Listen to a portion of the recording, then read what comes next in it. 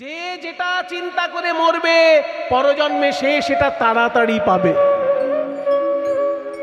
এই যে রসিক দাসের কথা আপনাদেরকে শোনালাম, কেন এত বড় কীর্তন আচার্য হয়েছিলেন এই রসিক দাসের কাহিনী আছে। রসিক দাস যখন কীর্তন শিখতে গেছিলেন তখন তিনি দেখলেন কীর্তনে খুব কঠিন কঠিন বড় বড় তালের গান। তিনি মনে মনে ভাবলেন যে আমার দ্বারা বোধহয় কীর্তন হবে না।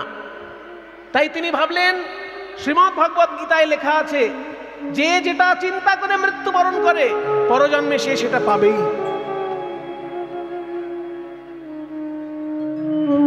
ওই যে আছে না শ্লোক গীতায়, প্রয়াণ কালে জমামেব স্মরণ মুক্তা কলেবরম যা প্রয়াতি সমদ্ভাবং জাতি নাস্ত্যত্র সংশয়।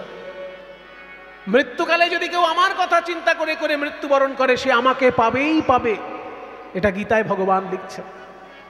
তাই আমি কীর্তনের কথা চিন্তা করে যদি আত্মহত্যা করি তাহলে হয়তো কীর্তনকে আমি পরজন্মে তাড়াতাড়ি পাব।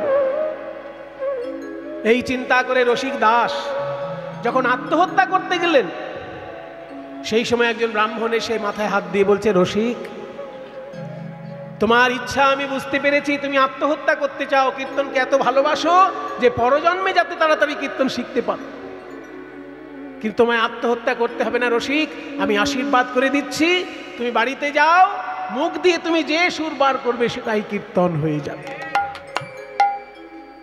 এবার একজন ঠাকুর মশাইয়ের কথা শুনে রসিক সেই ঠাকুর মশাইয়ের সম্মানের জন্য সেদিন আত্মহত্যা করলেন না, বাড়িতে গিয়ে শুয়ে পড়লেন। আর বাড়িতে শুয়ে স্বপ্নে দেখলেন যে স্বয়ং চৈতন্য মহাপ্রভু এসে বলছে, রসিক আমি নিজে তোমাকে আশীর্বাদ করে এসেছি ব্রাহ্মণ রূপে, তুমি যে গান গাইবে সেটাই আমার সেবায় কীর্তন হিসেবে চলে আসবে। তাই তো সেই রসিক দাস যে মহাপ্রভুর কৃপা পেয়ে সে গান এমন গেয়েছিল যে সেই যুগে তিনি কীর্তনের প্লাবন বইয়ে দিয়েছিলেন সারা ভারতে, সারা বাংলার বুকে। সেই জন্য রাধারানী বলছেন যে ওই কোকিলকে আরো বেশি করে ডাকতে বল যাতে আমি তাড়াতাড়ি মরতে পারি, কারণ পর জন্মে তাহলে আমি প্রাণ গোবিন্দকে পাবো। ওগো হরি লালসে তনুতে যাব, হরি লালসে তনুতে যাব, তনুতে যাব মানে দেহত্যাগ করব। হরি লালসে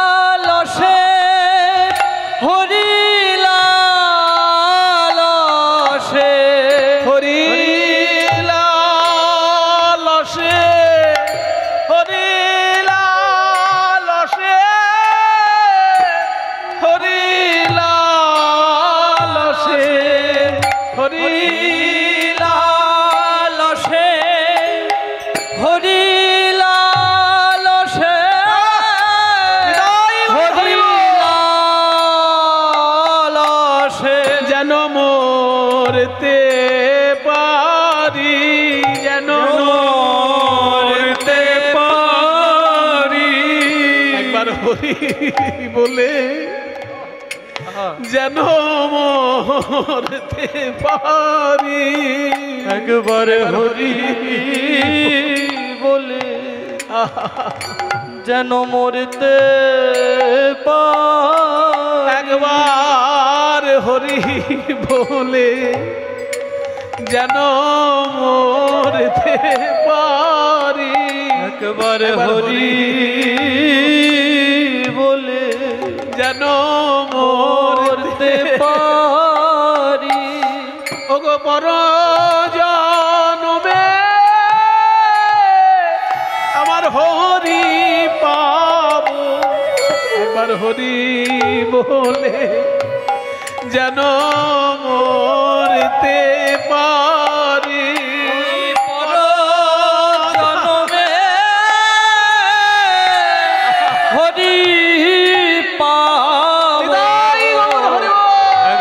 হরি বলে যেন মরতে পারি।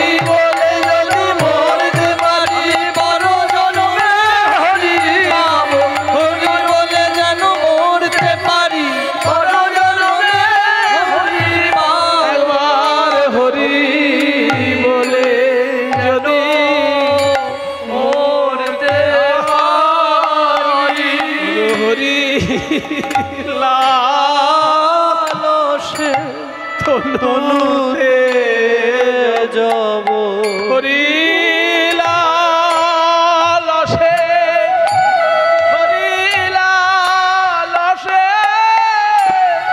হরি লালসে, হরি লালসে। কি আস্বাদন বাবা, এই তো কীর্তনের আসল রস আস্বাদন।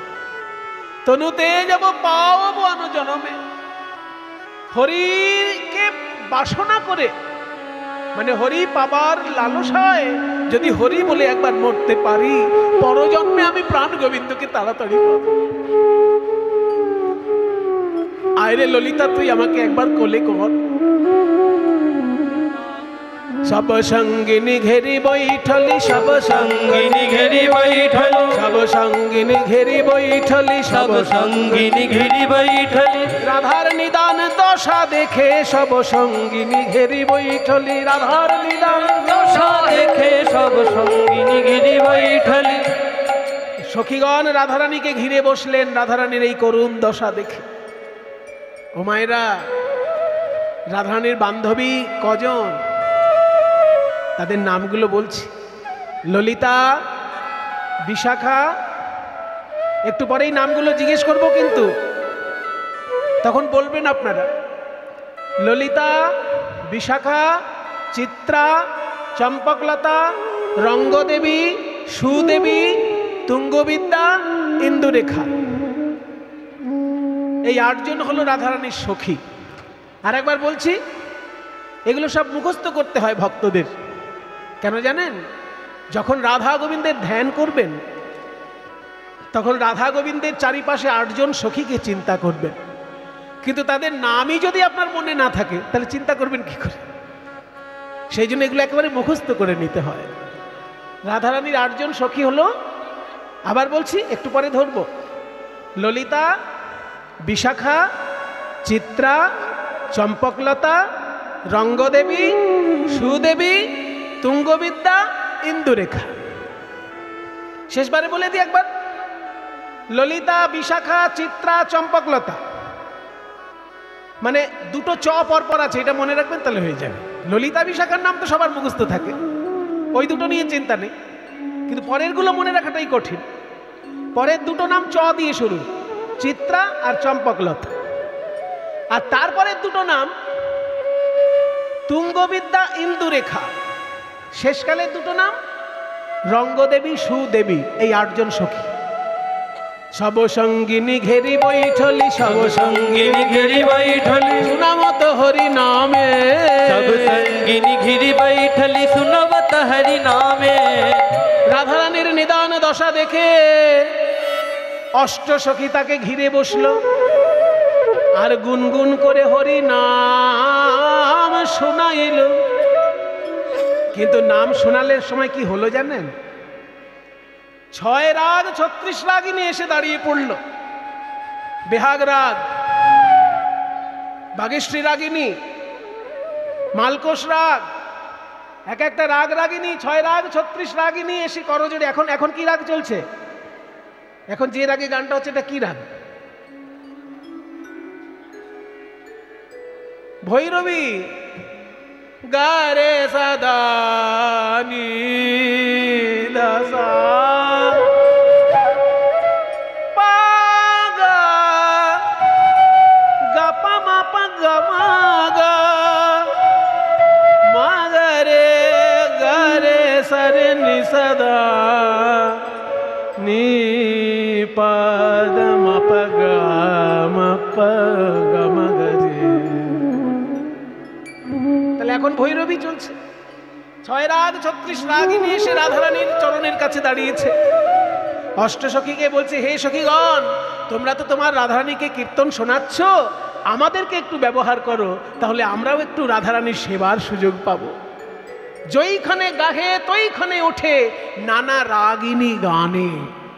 তখন রাগ রাগিনীর উদয় হলো, রাগ রাগিনীর উদয় হলো, রাই ধনির সেবা করবে বলে রাগ রাগিনী উদয় হলো। রাই ধনির সেবা করবে বলে রাগ রাগিনী এসে দাঁড়ালো, ধনির সেবা করবে বলে রাগ রাগিনী এসে দাঁড়ালো, ধনির সেবা করবে বলে। রে জয়ীখানে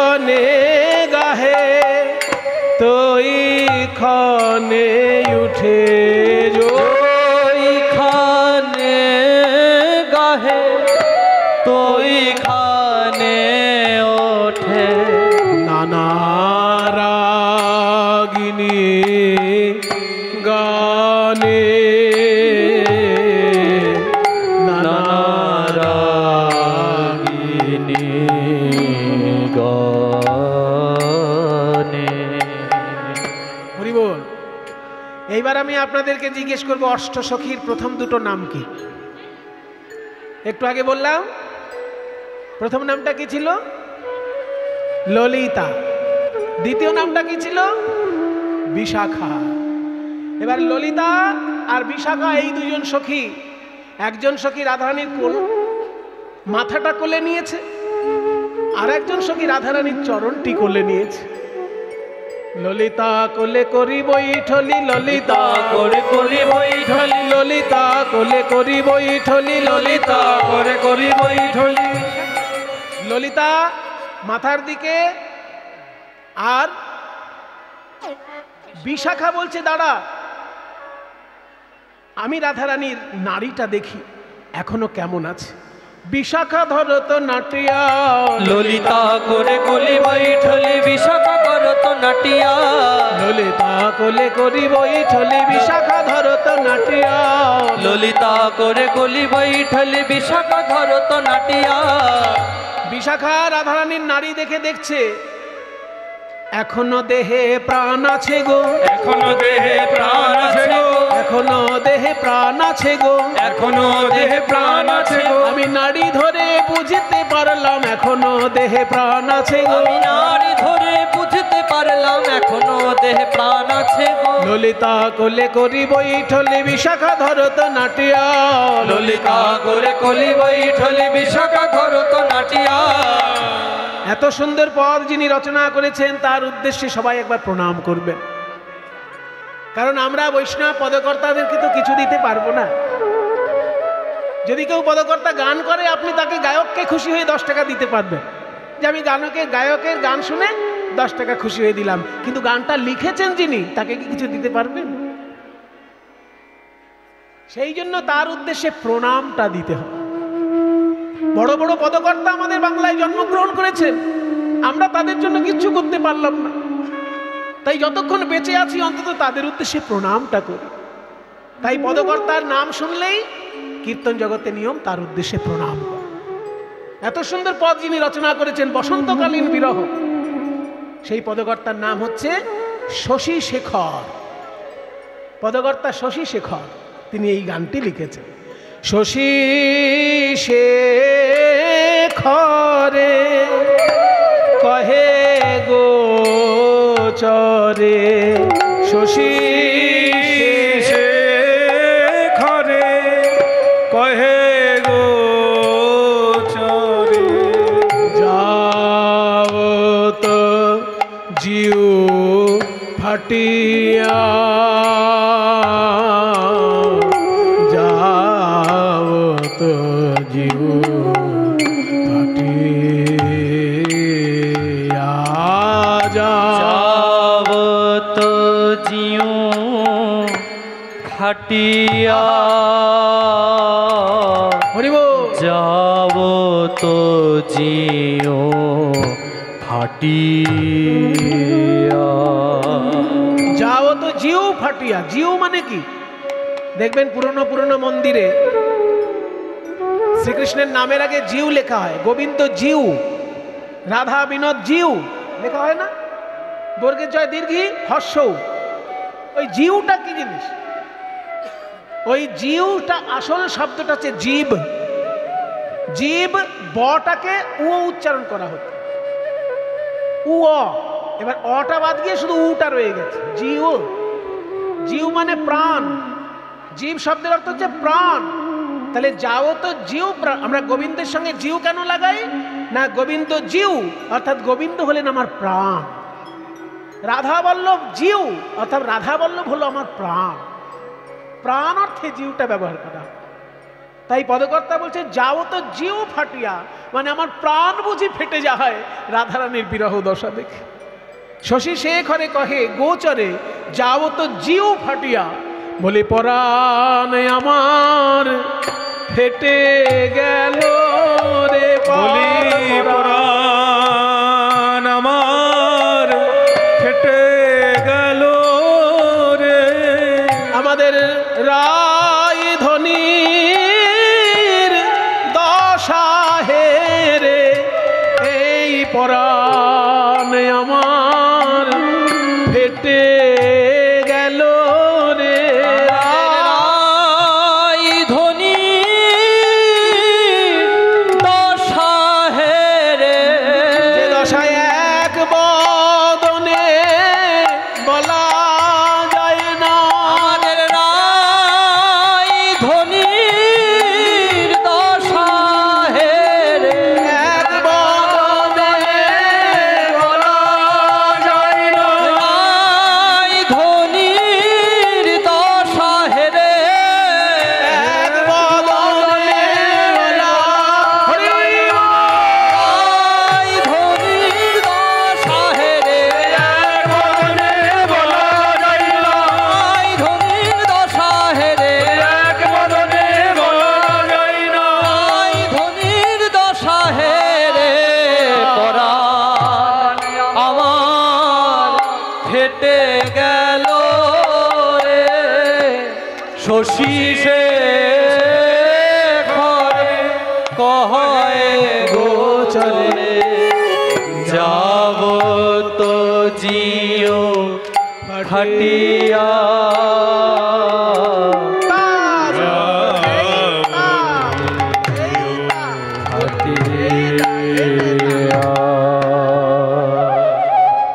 একটা দুর্লভ গান দিয়ে আজকে কীর্তন শুরু করা হলো। এগুলো সাধারণত শুনতে পাওয়া যায় না, কারণ বসন্তকালীন বিরহ, বসন্তের বর্ণনাগুলো পরপর বলা হয়েছে। দক্ষিণের বাতাস, কোকিলের ডাক, ভ্রমরের গুঞ্জন, এই সমস্ত বসন্তের বর্ণনা। আর সেই বসন্তের মধ্যে রাধারানীর কিভাবে ক্রন্দন করছেন তার বর্ণনা শশী শেখর দিলেন। এইবার দেখি মহাপ্রভুর প্রিয় পার্ষদ একজন, তার লেখা একটা গান আমরা শুনব। আমি যেগুলো করছি সব দুর্লভ, সাধারণত এগুলো শোনা যায় না। এখন যার গান গাইব তার নাম শুনলেই পুণ্য হয়, কারণ বৈষ্ণব জগতে বলা হয়েছে 6 জনের কৃপা না হলে আপনি কোনোদিন রাধাকৃষ্ণের কৃপা পাবেন না। সেই 6 জনের নাম কি সবাই জানেন কিন্তু? জয়রূপ, সনাতন, তারপর ভট্ট রঘুনাথ, তারপর শ্রীজীব, গোপাল ভট্ট, দাস রঘুনাথ। এই 6 গোসাইয়ের করি চরণবন্দন, যাহা হইতে বিঘ্ন নাশ, অভীষ্ট পূরণ। এই 6 গোসাই যাবে ব্রজে করিলেন বাস, রাধাকৃষ্ণের নিত্যলীলা কি করিলেন প্রকাশ। এই 6 গোসাই যাবে করুণা করিবে, ব্রজে রাধাকৃষ্ণ সেবা অবশ্য পাইবে। তাহলে নরোত্তম দাস ঠাকুর বলছেন এই কথাগুলো। এই কথাগুলো বলছেন কে? নরোত্তম দাস ঠাকুর বলছেন, যিনি কীর্তন জগতের সর্বপ্রথম আচার্য। গরানহাটি কীর্তনের যিনি স্রষ্টা, সেই নরোত্তম দাস ঠাকুর এই কথা বলেছেন। তাই 6 গোস্বামীর মধ্যে প্রথম গোস্বামী যার নাম বলা হয় তার একটা রচনা থেকে গাইছে। 6 গোস্বামীর মধ্যে প্রথম নাম কার বললাম? জয় রূপ সনাতন, রূপ গোস্বামী। রূপ গোস্বামীর লেখা একটা সংস্কৃত গান আছে, এই মাথুর বিরহেই গাওয়া হয়। ক নন্দকুল চন্দ্রমা, আগে শব্দটা বলে নি, তাহলে গানটা আপনাদের বুঝতে সুবিধা হবে। ক মানে কোথায়, নন্দকুল চন্দ্রমা, এই নন্দরাজার বংশের চাঁদ যিনি, সেই কৃষ্ণ কোথায়? চাঁদ না থাকলে তো পৃথিবী অন্ধকার লাগে, তেমনি কৃষ্ণ বিনা এই বৃন্দাবন যেন আমার কাছে একটা অন্ধকার ভূমি। তাই রূপ গোস্বামীর ভাষায় শুনছি, ক নন্দকুল চন্দ্রমা, কোথায় নন্দকুলের চাঁদ? ক শিখি চন্দ্রিকা অলঙ্কৃতি, ক মানে কোথায়, কয় বফল, ক মানে কোথায়। শিখি চন্দ্রিকা অলঙ্কৃতি, শিখি মানে ময়ূর, শিখি মানে ময়ূর, ময়ূরের মাথায় একটা শিখা থাকে না, ওই জন্য ময়ূরের নাম শিখি। চন্দ্রিকা মানে একদিকে ময়ূরের পালক, আবার চন্দ্রিকা মানে চাঁদের আলো। তাহলে ময়ূরের পালক হচ্ছে চন্দ্রিকা, শিখি চন্দ্রিকা মানে ময়ূরের পালক। অলঙ্কৃতি অলঙ্কার যাহার, ময়ূরের পালক অলঙ্কার যাহার, সেই কৃষ্ণ কই। ক শিখি চন্দ্রিকা অলঙ্কৃতি। তারপর বলছে ক মন্দ্র মুরলী রব, কোথায় সেই গুরুগম্ভীর বংশীর ধ্বনি। মন্দ্র মানে গুরুগম্ভীর, কোথায় সেই গুরুগম্ভীর বংশীর ধ্বনি। ক মন্দ্র মুরলী রব, কনু সুরেন্দ্র নীলদ্যুতি, কোথায় সেই ইন্দ্রনীল মণির মতো উজ্জ্বল বর্ণ যার, সেই নীলা রত্নের মতো যার বর্ণ, সেই কৃষ্ণ কই। এই হচ্ছে রূপ গোস্বামীর শ্লোকের প্রথম লাইন। কনন্দ কুল চন্দ্রমা, আনন্দ কুল চন্দ্রমা। একটু আগে আমি যে গুরুর নাম করেছি, আপনাদের এলাকার মানুষ ছিলেন বলেছি, নীলমণি দাস মহাশয়, তার শেখানো এই গান, এই গানটি তার শেখানো। কনন্দ কুল চন্দ্রমা, আনন্দ কুল চন্দ্রমা। শিখি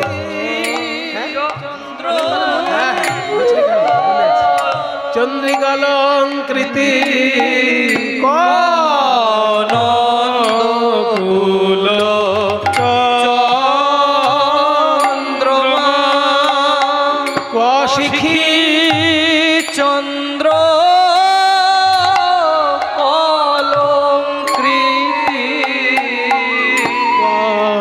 আনন্দ কুল চন্দ্রমা।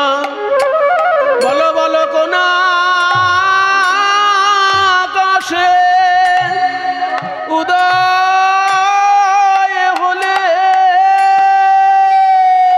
বল বল কোন আকাশে উদয় হলে, আকাশে উদয় হলে, কোন আকাশে উদয় হলে, নন্দ কুল চন্দ্রমা।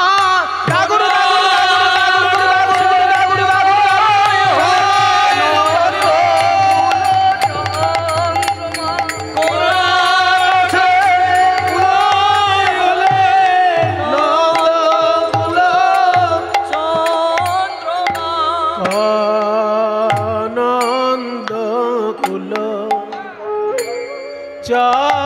চন্দ্রমা। কশিখী চন্দ্রিকালঙ্কৃতি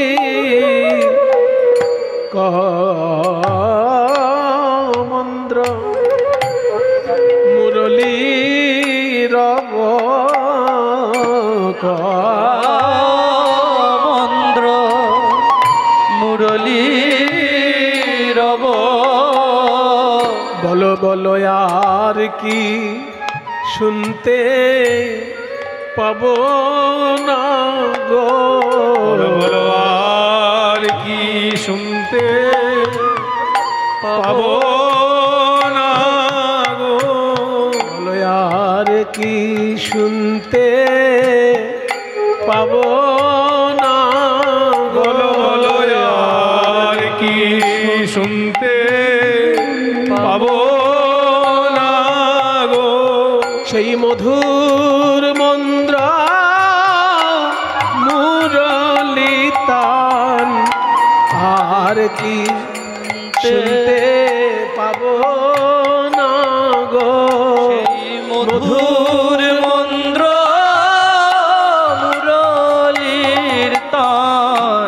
শুনে যমুনায় বইত জল। এই মধুর মন্দ্র মুরলীর তার শুনে মায়ের একটু উলুধ্বনি দাও, একটু উলুধ্বনি দাও। এই মধুর মন্দ্র মুরলীর তার ওই মধুর মন্দ্র মুরলীর তার শুনে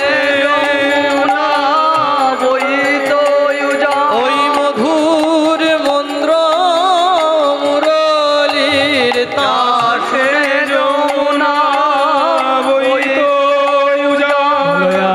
আর কি শুনতে পাব না মন্দ্র মুরলী কোন সুরেন্দ্র নীল দুতি। এই গানটার দ্বিতীয় অংশ ক রাস রস তাণ্ডবী। রাস রসে যিনি তাণ্ডব নৃত্য করেছিলেন সেই কৃষ্ণ কোথায়? পুরুষের নাচকে তাণ্ডব বলে, আর নারীর নাচকে লাস্য বলে। লাস্য এগুলো শাস্ত্রীয় ভাষা। আমরা গোদা বাংলা বলি মেয়েদের নাচ। মেয়েদের নাচ বলে শাস্ত্রে কোনো কথা হয় না। সঙ্গীত শাস্ত্রে মেয়েদের নাচকে বলে লাস্য, আর সঙ্গীত শাস্ত্রে পুরুষের নাচকে বলে তাণ্ডব। তাই শ্রীকৃষ্ণ যখন রাসলীলায় নৃত্য করেছিলেন, কৃষ্ণের নাচকে বলা হয়েছিল তাণ্ডব, আর রাধারানীর নাচকে বলা হয়েছিল লাস্য। তাই রাধারানী বলছেন ক রাস রস তাণ্ডবী। রাসলীলায় যিনি রস প্রকাশ করেছিলেন তাণ্ডব নৃত্য করে, সেই কৃষ্ণ কোথায়? ক সখী জীবরক্ষ ঔষধি। কোথায় সখী আমার প্রাণ বাঁচানোর ওষুধ? একটু আগে জীব মানে প্রাণ বললাম না? জীব মানে প্রাণ, রক্ষার ঔষধি। জীব রক্ষ ঔষধি, আমার প্রাণ বাঁচানোর ঔষধ কৃষ্ণ কই? নিধির মম, ও হচ্ছে আমার নিধি স্বরূপ। সুহৃদ তব, তোদের আবার বন্ধু স্বরূপ। হা বত হন্ত ধিক বিধিক, বিধাতাকে ধিক্কার জানাই, যেমন কৃষ্ণ রত্ন দিয়ে আবার কেড়ে নিয়েছে। গানটা এবার গাইছি ক রাস রস তাণ্ডবী। ওই সুর একই থাকবে, ক রাস রস তাণ্ডবী। ক রাস রস তাণ্ডবী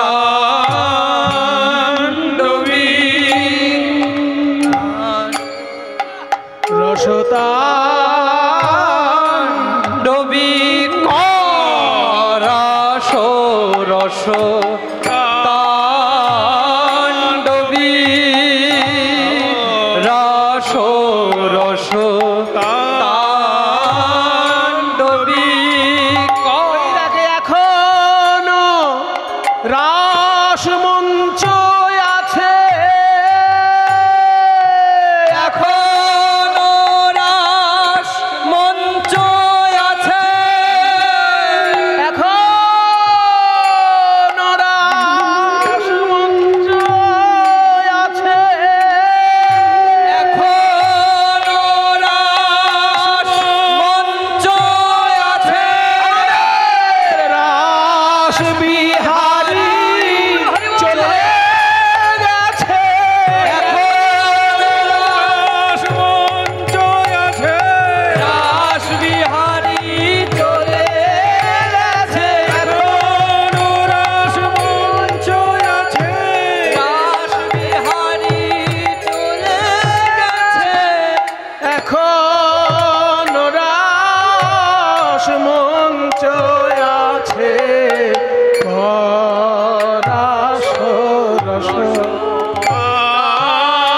তাণ্ডবী ক সখী জীব রক্ষৌষধি নিধির মম সুহৃদ তব হা ভবত হন্ত ধিক বিধি। তাহলে দুখানা দুর্লভ গান আপনাদেরকে শোনাতে পারলাম, এটা আমার সৌভাগ্য। বসন্তকালের বর্ণনা আর রূপ গোস্বামীর লেখা মাথুর বিরহের পর। এবার আমরা সাধারণত যেটা গাই সেটা একটুখানি গাইছি। মরিব মরিব সখী নিশ্চয় মরিব, কিন্তু কানু হেন গুণনিধি কারে দিয়ে যাব। আমার প্রাণ গোবিন্দকে কার কাছে রেখে যাব, এটাই এই দুঃখে এই চিন্তা করে আমি মরতে পারছি না। ওগো মরিব মরিব সখী আমি নিশ্চয় মরিব মরিব মরিব সখী সখী রে মরিব মরিব। বলি এ দেহে আর কি কাজ আছে, মরিব মরিব এ দেহে আর কি কাজ আছে। যেতে হোক কৃষ্ণ সেবায় লাগলো না গো সে দেহে আর কি কাজ আছে। কৃষ্ণ সেবায় লাগলো আর সে দেহে আর কি কাজ আছে। সেবায় লাগলো না গো সে দেহে আর কি কাজ আছে। সখী রে মরিব মরিব সখী নিশ্চয় মরিব, কিন্তু কানু হেন গুণনিধি কারে দিয়ে যাব, কারে দিয়ে যাব বলো আমার কানু কারে দিয়ে বাজাব, আমার কানু কারে দিয়ে বাজাব। বলো বলো কৃষ্ণ সেবা কেবা জানে, আমার কানু কারে দিয়ে বাজাব। আমার কৃষ্ণ সেবা কেবা জানে। সেবা জানলে সেবা যাবে কেন, কৃষ্ণ সেবা কেবা জানে। সেবা জানলে সেবা যাবে কেন, কৃষ্ণ সেবা কেবা জানে। খেয়াল করুন কথাটা, কৃষ্ণ সেবা কেবা জানে, সেবা জানলে সেবা যাবে কেন।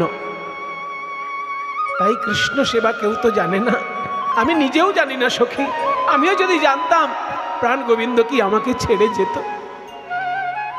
তো সত্যিই যদি আমি কখনো মরে যাই কৃষ্ণ বিরহে, বিরহের 10টি দশা বাবা, 10 রকমের দশা হয় বিরহে।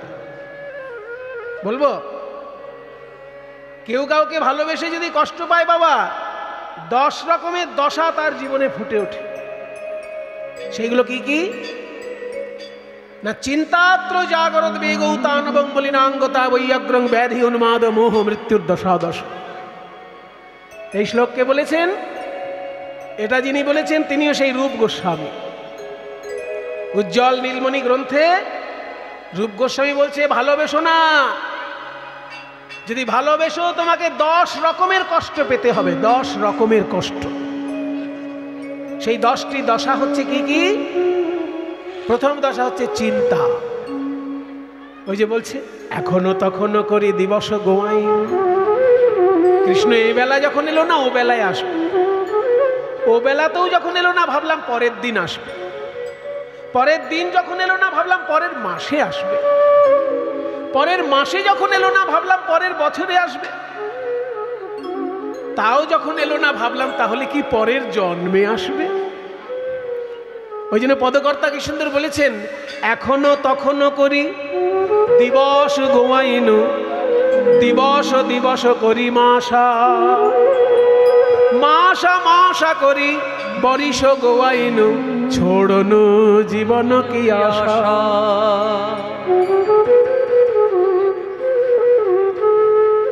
তাই বলছি যে আমার 10টি দশার প্রথম দশা হচ্ছে চিন্তা দশা। কখন আসবে কখন আসবে এই চিন্তা দশা। তাতেও যদি না আসে তখন দ্বিতীয় দশা জাগরণ। কৃষ্ণের কথা ভেবে ভেবে রাতে ঘুম আসে না, এই ঘুম না আসা এটাও একটা দশা, জাগরণ দশা। তাতেও যদি কৃষ্ণ না আসে উদ্বেগ।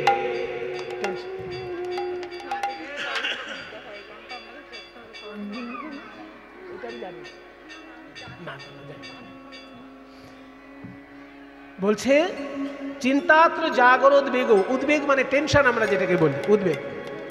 তারপর হচ্ছে তানবং মানে শরীরটা ক্ষীণ হয়ে যাওয়া, মলিনাঙ্গতা সোনার বর্ণ রাধারানীর কালো হয়ে গেছে কৃষ্ণ বর্ণ।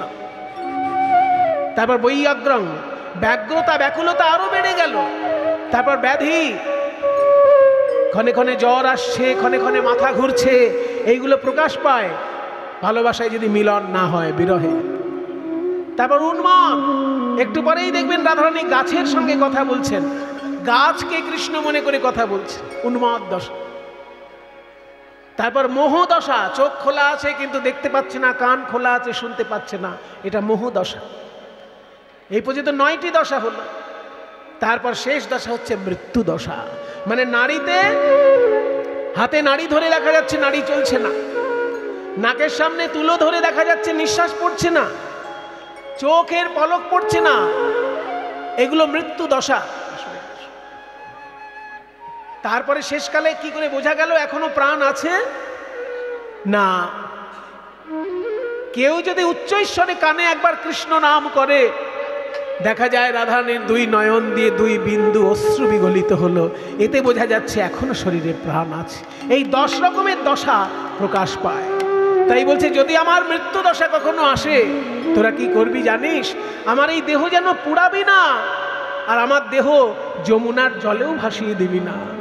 না পোড়ায় রাধায়ঙ্গ না ভাসায় জলে, না পোড়ায় রাধায়ঙ্গ না পোড়ায় জলে, না পোড়ায় রাধায়ঙ্গ না ভাসায় জলে, না পোড়ায় রাধায়ঙ্গ না ভাসায় জলে। কেন পোড়ানো হয় এই নরশরীর? কিছু কিছু লোক এই দাহ সৎকারটাকে উল্টো পাল্টা নানান রকম ভাবে ব্যাখ্যা করে। কিছু কিছু লোক বোঝে না সনাতন ধর্মের যে সংস্কারগুলো কত বৈজ্ঞানিক, সেগুলো বোঝে না। বলে কি, এই এত সুন্দর তোমার বাবার দেহ, সেই বাবার দেহটা পুড়িয়ে ফেলছো, তোমার লজ্জা করে না? এইরকম সব নিন্দে করে বদমাইশ লোকেরা। আমি তো বলবো তারা বদমাইশ, কারণ তারা খোঁজ খবর নেয়নি কেন সনাতন ধর্ম দেহটা পুড়ায়।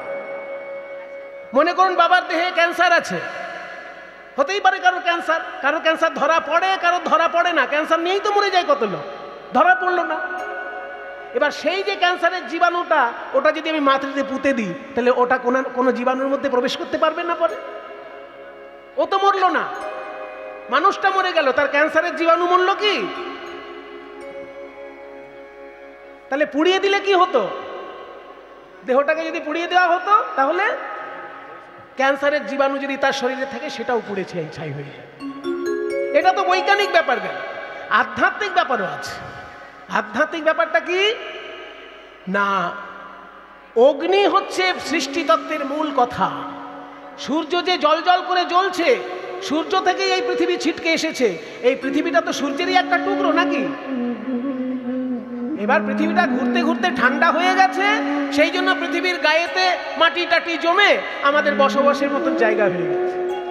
আর নইলে মাটি খুঁড়তে খুঁড়তে কেউ যদি পৃথিবীর গোড়ায় যেতে পারে, ওই সূর্য যা দিয়ে তৈরি সেই জিনিস পৃথিবীর গোড়াতেও পাবে। পৃথিবীর মাঝখানটা যদি কেউ খুঁড়ে দেখতে পারে, ওই সূর্যে যে জিনিস আছে সেই জিনিসটাই এই পৃথিবীর ভেতরেও রয়েছে। কারণ পৃথিবীটাও সূর্যেরই একটা ছিটকে পড়া অংশ মাত্র। কাজে অগ্নি থেকে আমরা এসেছি, অগ্নি থেকে পৃথিবী এসেছে, অগ্নি থেকে চন্দ্র এসেছে, অগ্নির গোল্লা হচ্ছে সূর্য, সেখান থেকেই পৃথিবী ইত্যাদি চন্দ্র গ্রহ দ্বারা সব আমরা সৃষ্টি হয়েছে। আমাদের ওই জন্য জীবনটা অগ্নিতে সমর্পণ করে দেওয়া। অগ্নি থেকে যেহেতু আমাদের সৃষ্টি, অগ্নি মানে কি? তাপ।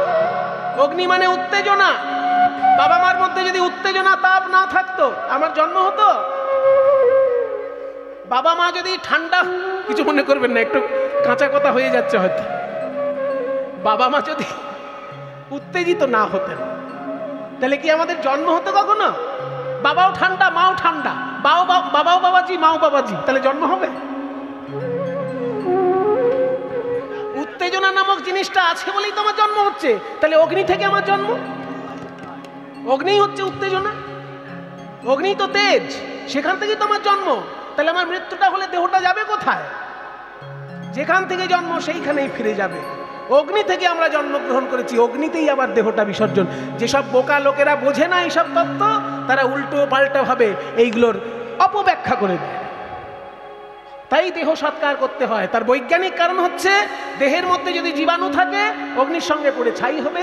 আর আধ্যাত্মিক ব্যাখ্যা হচ্ছে ওই অগ্নি হচ্ছে সূর্য, সূর্যেরই অংশ পৃথিবী, পৃথিবীরই অংশ আমরা। ওই জন্য অগ্নি থেকে এসেছি, অগ্নিতেই বিলীন হয়ে যাব। কিন্তু রাধারানী বলছেন তোরা যেন আমার দেহ পোড়াবি না। কেন? কৃষ্ণ সেবা করার জন্য দেহ অবস্থান করছে।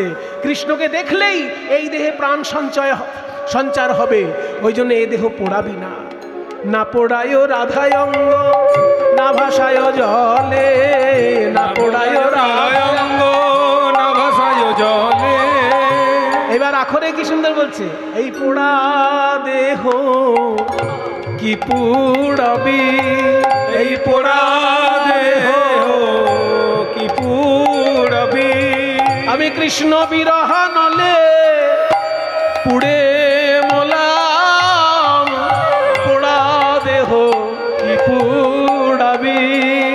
কৃষ্ণ বিরহ নলে পুড়ে মোলাম, পোড়া দেহ কি পোড়াবি। কিছু কিছু আগুন আছে দেখা যায় না, যেমন তুষের আগুন। মায়েরা আগেকার দিনে সেই তুষে রান্না হতো না, তুষ এক জায়গায় স্তূপ করা তুষে যদি আগুন ধরিয়ে দেওয়া হয়, সেই আগুনটা ভিতরে গন গন করে জ্বলে, বাইরে থেকে বোঝা যায় কি? কিন্তু যদি একটা আলু দিয়ে দেওয়া যায়, সে আলু সিদ্ধ হয়ে বেরিয়ে আসে। তাহলে তুষের আগুন যেমন দেখা যায় না, তেমনি আমার এই ভিতরটায় আগুন জ্বলছে, যেটার নাম বিরহ অনল। তোরা দেখতে পাচ্ছিস না?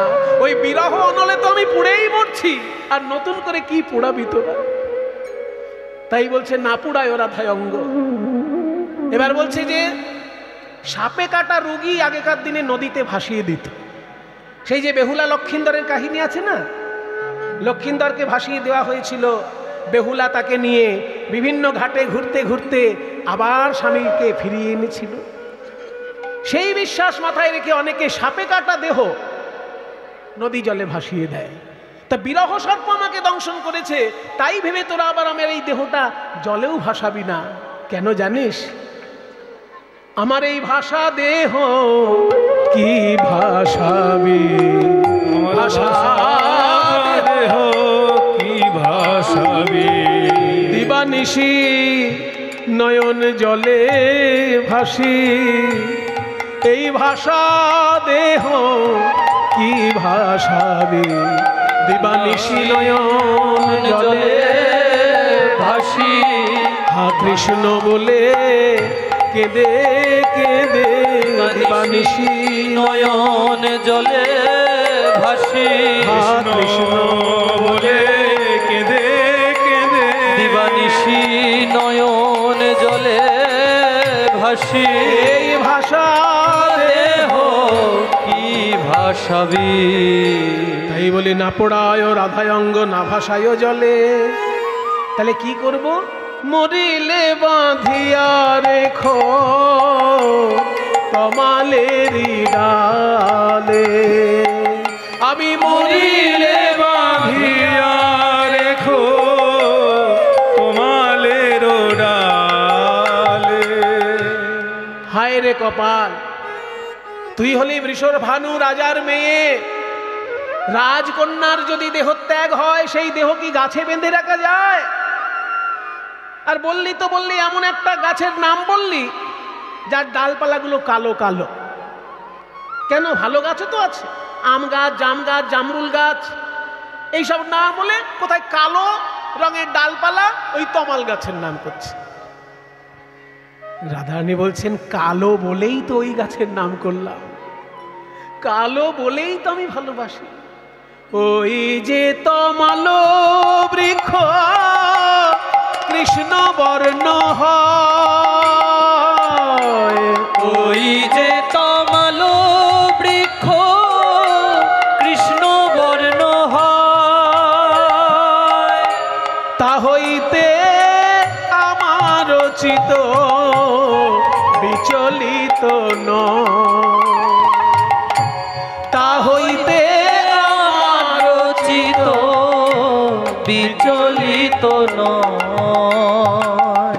ওই যে তমাল বৃক্ষ কৃষ্ণবর্ণ হয় তা হইতে অন্য কোথাও আমার এই চিত্ত বিচলিত নয়।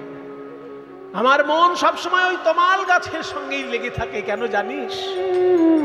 তাই তো তমাল বাসি ভালো, তাই তো তোমার বাসি ভালো, ওই তমাল কালো আমার কৃষ্ণ কালো, তাই তো তমাল বাসি ভালো। ওই তমাল কালো আর কৃষ্ণ কালো, তাই তো তমাল বাসি ভালো।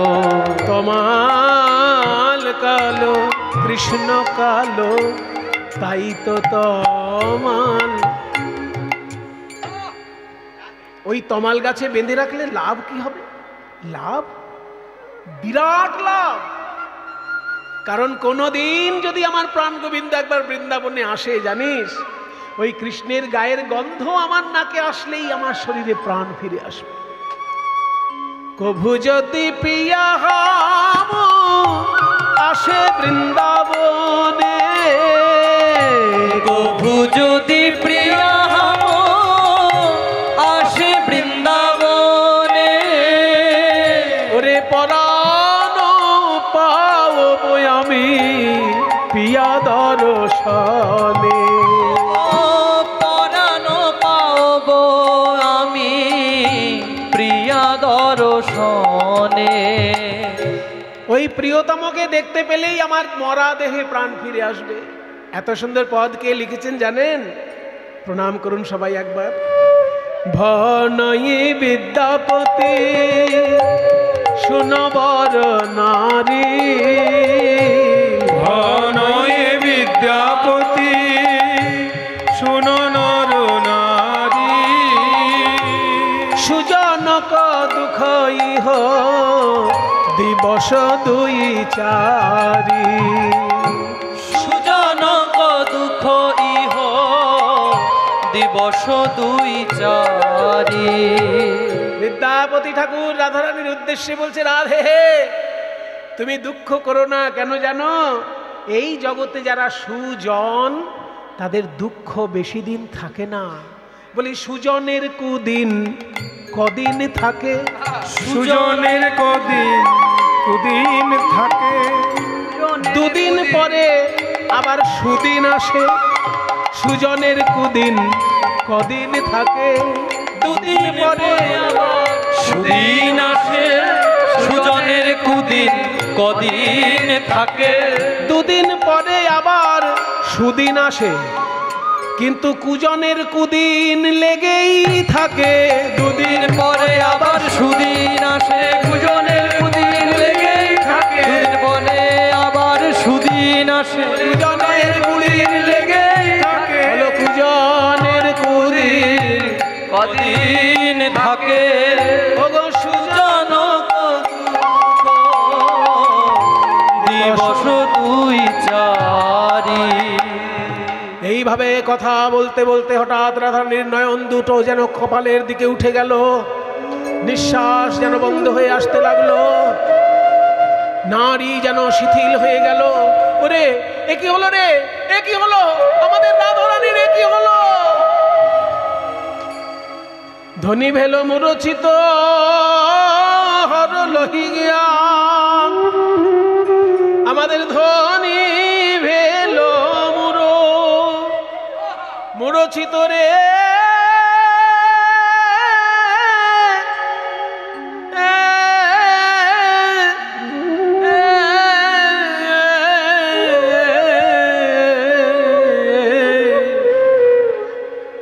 রাই কেন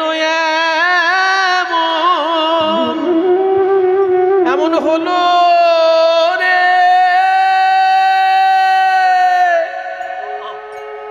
বলি এই তো কথা কইতে ছিল, আমাদের রাই কেন এমন হলো রে। ধ্বনি ভেল মুরচিত হরলহি জ্ঞান, এবারে দশনে দশন দিয়া মুদল নয়ান। দাঁতে দাঁত লেগে গেছে রাধারানীর, দাঁতে দাঁত লেগে গেছে, ওরে রাধারানীর দাঁতে দাঁত লেগে গেছে। তখন কেউ বলে রাই মইল মইল, কেহ অন্তর জলি কইল, কেউ বলে রাই মইল মইল, কেহ অন্তর জলি কইল, কেউ বলে রাই মোদের ছেড়ে গেল, হায় রে, কেউ বলে রাই মোদের ছেড়ে গেল, হায় রে। তখন চোখে দেয় তুলসীর পাতা, কর্ণমূলে কৃষ্ণ কথা, চোখে দেয় তুলসীর পাতা, কর্ণমূলে কৃষ্ণ কথা। বলে ব্রজের ভানু বুঝি আসতে গেল, হায় রে, ব্রজের ভানু বুঝি আসতে গেল, হায় রে। ব্রজ আধার হলো রে, আমাদের রাই ভানু আসতে গেল, ব্রজ আধার হলো রে, আমাদের রাই ভানু আসতে গেল, ওই কৃষ্ণ চন্দ্র দর্শনে, রাই ভানু আসতে গেল, কৃষ্ণচন্দ্র দর্শনে, রাই ভানু আসতে কৃষ্ণচন্দ্র দর্শনে, রাই ভানু আসতে কৃষ্ণচন্দ্র দর্শনে, রাই ভানু আসতে গেল,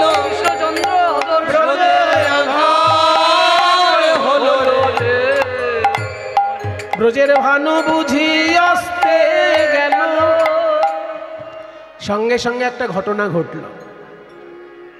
রাধারানীর এই মৃত্যু দশা দেখে বাবা, কেউ কানে কৃষ্ণ নাম শোনাচ্ছে, কেউ চোখে তুলসী পাতা দিচ্ছে।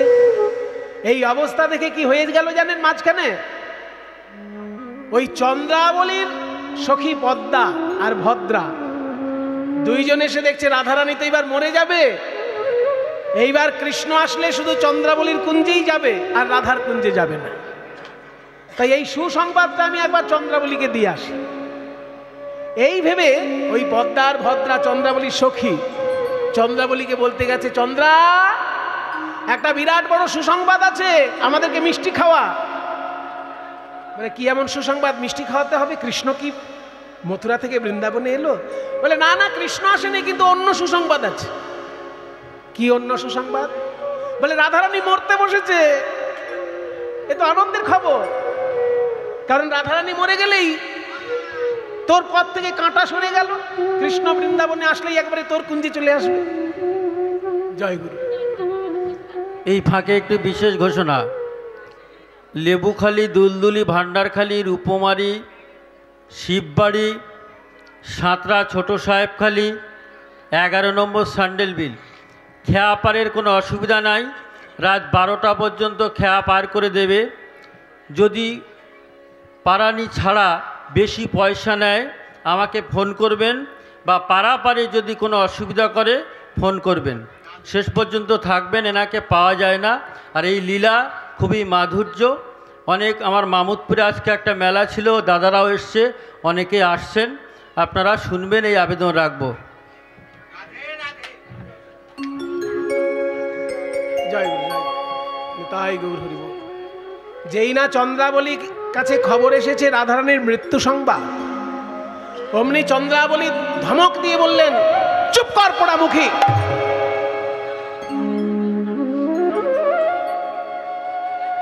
রাধারানীর এই মৃত্যু সংবাদ দেবার তুই আর লোক পেলি না? ওরে, আমি কৃষ্ণকে ভালোবাসি, রাধাও কৃষ্ণকে ভালোবাসে, তা বলে আমি কি রাধারানীকে হিংসে করি?